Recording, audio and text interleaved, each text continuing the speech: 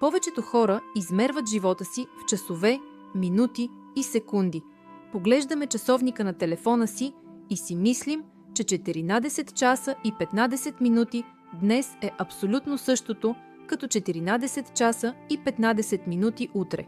Но това е най-голямата илюзия на модерния свят. Вселената не работи по гринуичкото време. Тя работи чрез цикли, вибрации и прецизни геометрични подреждания. Когато един астрологичен прозорец се отвори за вас, вие имате перфектните условия да подпишете договор, да инвестирате, да проведете труден разговор или да вземете решение, което ще промени живота ви. Когато този прозорец се затвори, вие плувате срещу течението, независимо колко усилия полагате.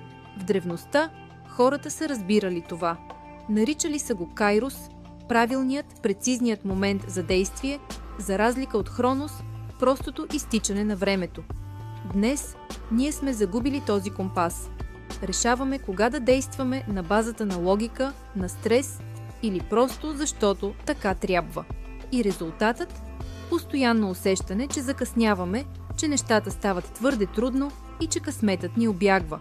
В това видео ще ви покажем как работи прецизният тайминг и как проектът Astrix ви връща контрола над времето.